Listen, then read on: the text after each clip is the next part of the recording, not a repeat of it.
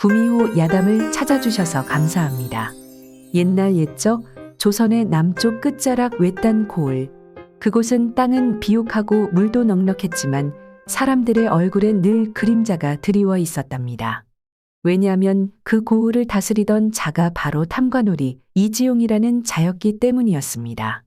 이 사람 벼슬은 고작 현감이었으나 하는 짓은 임금보다 더 위세를 부렸고 매달 백성들에게 이중 삼중으로 곡식을 걷고 세금이라는 이름으로 처녀의 머리채를 노인의 지팡이마저 빼앗았다지요. 초가집 벽마다 새겨진 핏자국은 그의 수하들이 휘두른 매질의 흔적이었고 마당에 핀 호박잎도 세금으로 매겨져 뜯겨나갔습니다. 죄송하옵니다. 이번엔 가뭄으로. 그 입 다물라. 물 없으면 피를 짜야지. 나으리, 제발 이번 한 번만 살펴주십시오. 기한은 오늘까지다. 곡식이 없다면 집이라도 넘기든가. 그건 안 됩니다. 애들 둘이 아직 기침을 달고 살아서 지금 집까지 내주면 정말 다 죽습니다. 나으리, 죽든 말든 내가 먼저요. 너희가 먼저냐? 정말 더는 없습니다. 텃밭도 곡간도 맷돌까지 팔아 바쳤습니다. 마지막 남은 안악의 손가락 반지마저 맡기고 왔습니다. 그 입을 다물라. 말을 더 늘어놓으면 혓바닥이 먼저 날아갈 테니. 그럼 제 목숨이라도 가져가시겠습니까? 그렇게 이지용은 해를 넘기며 백성들의 삶을 갉아먹었었습니다. 마을 어귀마다 분통이 쌓였지만 감히 누구 하나 들고 일어날 엄두조차 낼 수 없었지요. 그저 굽은 등을 더 낮추고 숨소리조차 가늘게 줄이는 것이 이 고을 백성들이 살아남기 위한 유일한 지혜였답니다. 그 이유는 단 하나, 바로 이지용이 거느린 사병들 때문이었습니다. 관아 울타리 넘어 해마다 늑대가 들끓던 산골에서 데려왔다는 그 사내들은 말수도 없고 눈빛도 없고 심지어 웃는 법도 몰랐습니다. 이름도 없고 말도 섞지 않으며 수하들 사이에선 그저 검은 개들이라 불렸지요. 그들은 비단 갑옷 대신 들짐승 가죽을 걸쳤고 칼날은 관에서 내린 것이 아닌 사비로 맞춰 만든 배를 가르는 칼이라 불렸습니다. 누군가가 세금을 늦게 내면 관에서 통지서가 날아오는 대신 그들이 들이닥쳤습니다. 어이, 곡식이 없다더니 손가락은 멀쩡하네. 살라주면 무게만큼 대신 납부해줄까? 그렇게 사병들은 마을의 귀신이 되었고 아이들은 밤늦게 울면 칼든 아저씨가 데려간다는 소리에 이불 속으로 숨었으며 어른들마저 이름을 부르는 것조차 꺼려 그저 그놈들이라만 불렀지요. 그들의 칼이 아닌 그림자만으로도 벌써 백성들의 무릎을 꿇게 만들었으니 이 고을의 사람들은 숨조차 눈치로 쉬어야 했던 것입니다. 그러던 어느 늦봄 낡은 갓을 쓴 사내 하나가 천천히 마을로 들어섰습니다. 먼지 묻은 옷자락, 헤어진 집신말은 없었고 눈빛만이 낯설었습니다. 사람들은 몰랐습니다.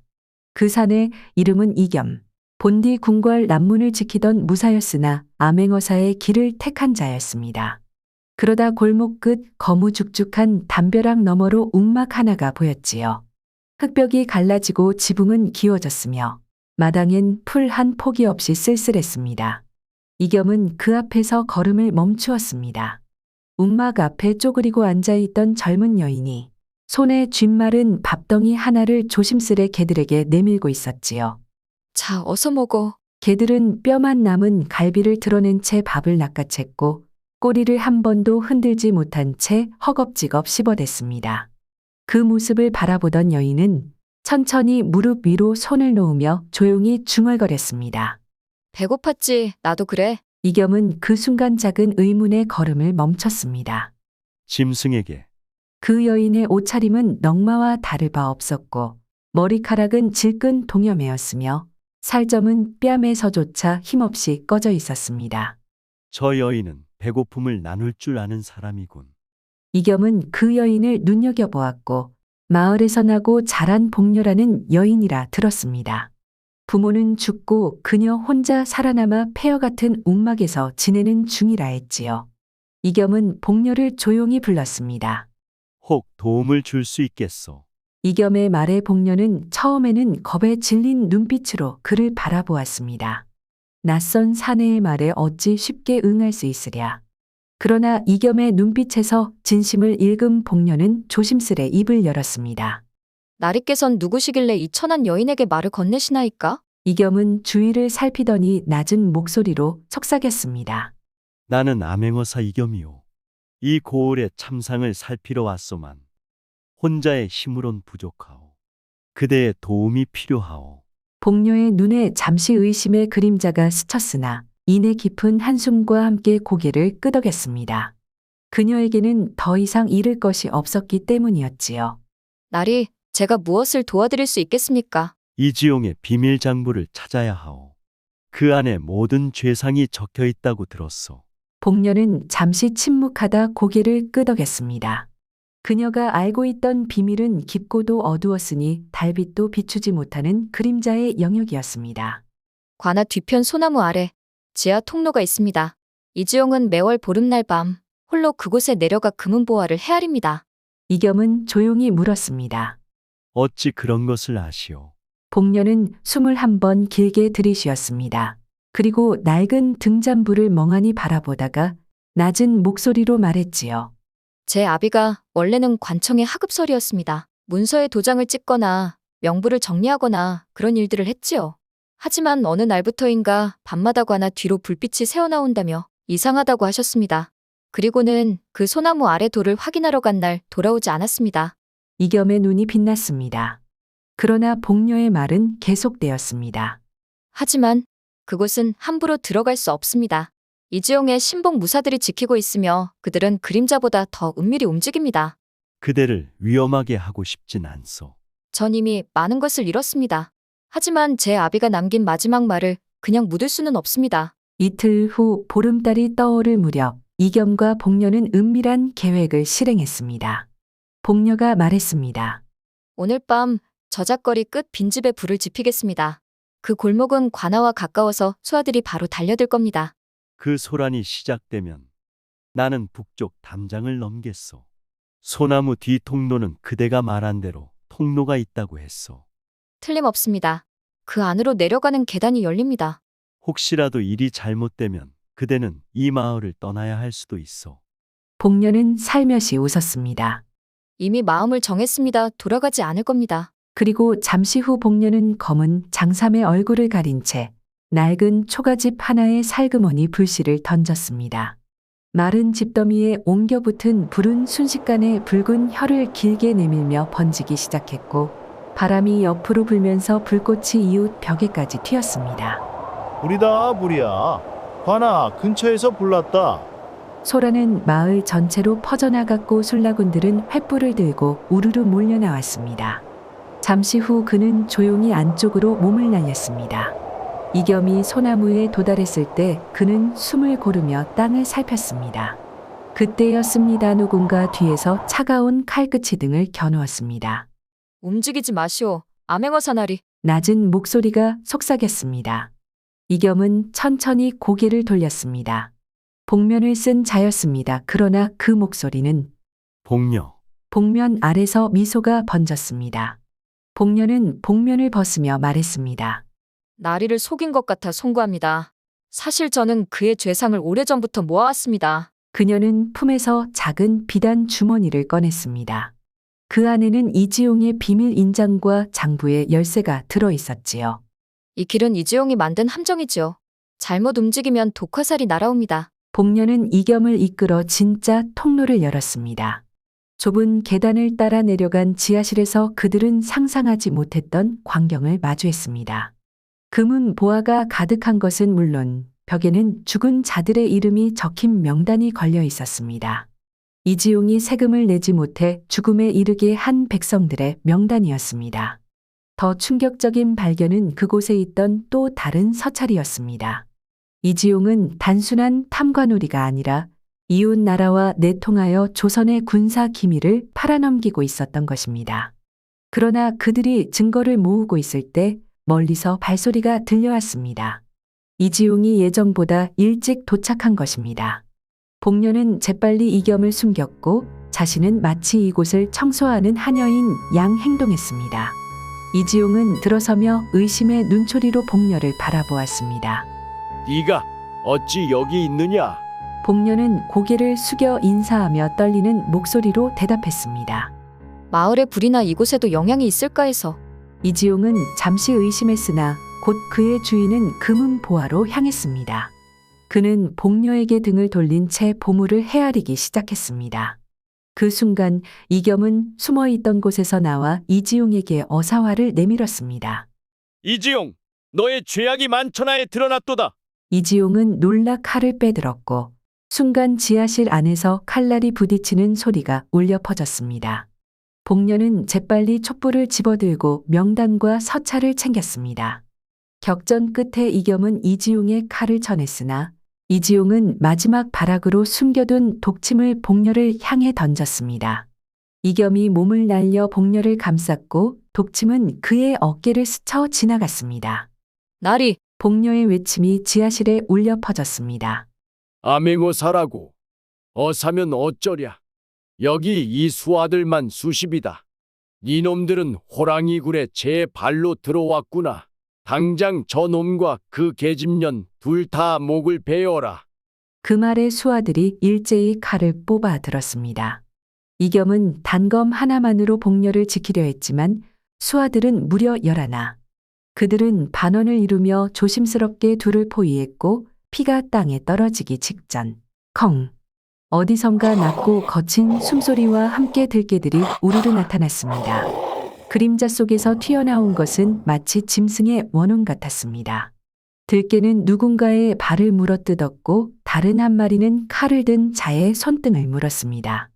한 수아가 으악하고 쓰러졌고 다른 하나는 칼을 놓치며 도망치려다 이내 또 다른 들개의 송곳니에 물렸지요. 지하실 입구 너머 횃불들이 하나둘 내려왔습니다. 그 불빛은 마치 산에서 내려오는 번갯불처럼 퍼져나왔고 복녀가 숨죽여 말했습니다. 마을 사람들이에요. 들깨떼 사이로 마을 사람들 수십 명이 모습을 드러냈습니다. 허리에 밧줄을 동이고 손에는 곡괭이와 낫을 들었으며 어깨엔 참나무 막대기를 걸친 이들도 있었지요. 그들의 얼굴엔 더는 공포가 없었습니다. 분노가 눈물로 얼룩졌던 눈동자 위로 올라와 불꽃이 되었습니다. 저 탐관오리를 당장 끌어내려라. 그의 목소리는 금이 간 북처럼 터졌고 그 말에 마을 사람들 수십 명이 횃불을 치켜들며 앞으로 나섰습니다. 우리 자식들 굶겨 죽인 원수다. 내 어머니의 원한을 풀어드리겠다. 그들의 눈에는 더 이상 두려움이 아닌 정의로운 분노가 타오르고 있었지요. 수년간 눌러왔던 한숨과 고통이 이 순간 불덩이처럼 터져나온 것입니다. 마을 사람들과 들개들은 순식간에 돌진하였습니다. 들개는 먼저 수아 한 명의 다리를 물어 넘어뜨렸고 마을 사내들은 말없이 곡괭이를 들고 그 뒤를 따랐습니다. 으악, 이놈들 물지 마. 그들이 외쳐보기도 전에 성난 민중의 기세는 이미 그들 머리 위를 짓눌렀습니다. 수아들은 당황했고 성난 민중에게 하나둘 당하기 시작했습니다. 그는 이내 수아들을 버리고 피 묻은 흙을 밟으며 비열하게 몰래 빠져나가려 했습니다. 하지만 거기서 멈추십시오. 나리, 그 앞을 복녀가 가로막고 섰습니다. 복녀는 이미 옷자락이 찢겨 있었고 두 손엔 아무것도 들지 않았지만 그 눈빛은 수십 명의 민중보다도 강했습니다. 이지용은 흠칫 뒤로 물러섰습니다. 너 내년이 당신은 그 누구보다 먼저 도망칠 줄 아는 자였습니다. 피해를 외면하고 백성의 고통을 웃어넘기고 이제 와 수아들까지 버리고 사라지려 하십니까? 제 부모는 당신 때문에 죽었습니다. 제 아이는 이름조차 못 부르고 흙이 되었지요. 그리고 오늘 그 원한을 이 자리에서 묻겠습니다. 이것이 모두 내 짓이냐? 이지용이 복녀를 노려보며 물었습니다. 복녀는 고개를 들고 당당히 대답했습니다. 아니옵니다. 이는 모두 당신이 자초한 것입니다. 억울하게 죽어간 영혼들의 한이 당신을 심판한 것이지요. 이지용은 겁에 질린 표정으로 지하실 깊이 숨으려다 문턱에 걸려 넘어졌고 흙과 먼지를 얼굴 가득 뒤집어 쓴 채 버둥댔습니다. 그때였습니다.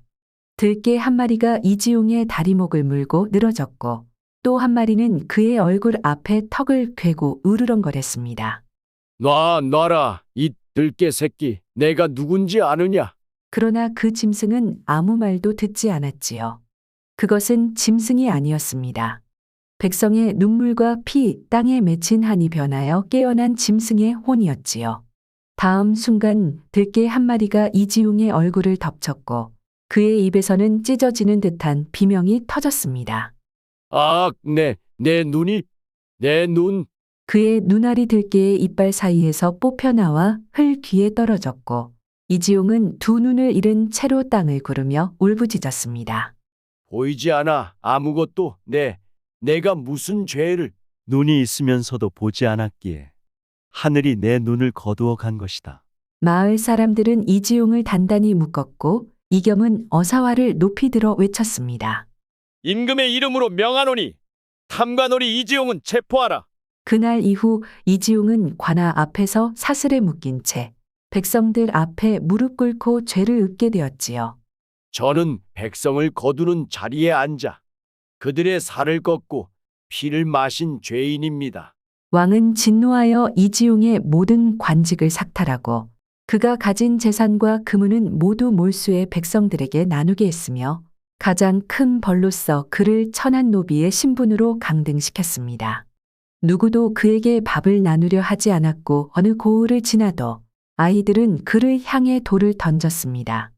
그저 떠돌이로 누군가의 고통을 업은 그림자처럼 길과 숲 사이를 떠돌다가 어느 추운 겨울 낙엽 쌓인 언덕 밑에서 홀로 생을 마쳤습니다. 그 뒤로 고을에는 새로운 현감이 부임하였지요. 이름은 장윤서라 하였고 나이 40이 갓 넘은 사내였는데 맑은 눈빛에 인자한 미소, 말투 또한 부드러우나 단호함을 잃지 않는 인물이었습니다. 이 땅은 그대들의 것이요. 허나 흙을 모르는 이가 흙을 다스리면 마을엔 풀도 피지 않소. 이제부터는 함께 법을 읽고 함께 고치겠소. 그리하여 장현감은 관아 마당을 개방하고 매주 일해마다 장터 옆 광장에서 농지법을 백성들에게 하나하나 설명하기 시작했습니다. 그뿐이 아니었습니다.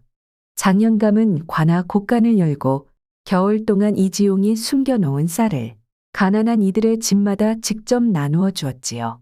이 쌀은 임금의 쌀이 아니라 그대들이 흘린 땀의 결실이요.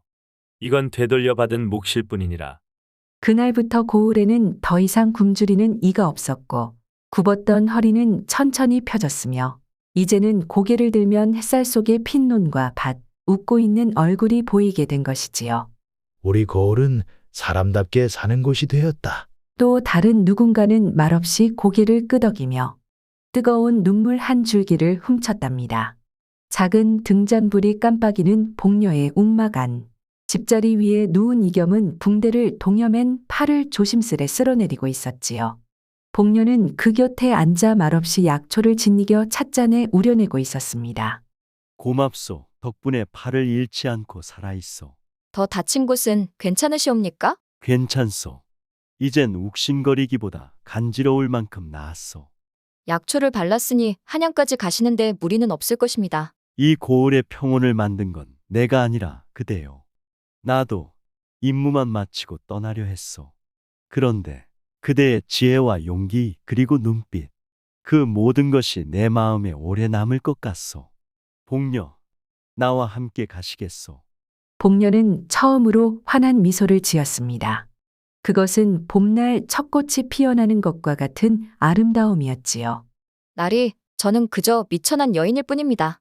감히 어찌. 이겸은 그녀의 말을 부드럽게 끊었습니다. 이제 그런 말은 그만두시오. 나는 그대의 마음을, 그 빛나는 지혜를 보았소. 그대야말로 진정한 보물이오. 복녀는 잠시 숨을 고르더니 조심스레 고개를 들고 이겸을 바라보았습니다. 정녕 진심이십니까? 나리. 하지만 저는 벼슬도 없고 집안도 없으며 이 몸 하나 남은 여인입니다. 허면 그대는 가진 게 많은 것이오. 욕심 없는 마음, 두려움을 뚫고 나아간 용기, 그리고 사람을 살리는 지혜. 내 평생을 살아도 얻기 어려운 것들이지요. 이겸은 말없이 고개를 끄덕였고 두 사람은 처음으로 같은 눈높이에서 웃었습니다. 숨결이 닿고 눈물이 닿고 마침내 그 입술이 오래도록 그리워했던 진심을 나누듯 조용히 복녀의 입술 위에 스쳤습니다. 그 품 안에서 복녀는 작게 속삭였습니다. 이제야 숨이 쉬어집니다. 이겸과 복녀는 마침내 부부의 연을 맺었고 그들의 이야기는 고을 사람들 사이에서 오랫동안 전해졌습니다. 탐관오리에 맞서 정의를 찾아준 암행어사와 선한 신분이었으나 용기와 지혜로 그를 도운 여인의 이야기는 후대에까지 이어져 억눌린 이들에게 희망의 불씨가 되었다고 합니다. 그들의 삶은 결코 화려하지 않았으나 진정한 마음의 부유함과 정의로움으로 채워졌습니다. 때로는 가장 미약한 존재가 가장 큰 변화를 이끌어내는 법. 복녀의 이름처럼 고을에는 참된 복이 깃들기 시작했다고 합니다. 오늘 준비한 이야기는 여기까지입니다. 앞으로도 이런 신비롭고 흥미진진한 이야기를 놓치고 싶지 않으시다면 구미호 야담을 꼭 구독해 주세요. 다음 이야기와 함께 다시 만나요.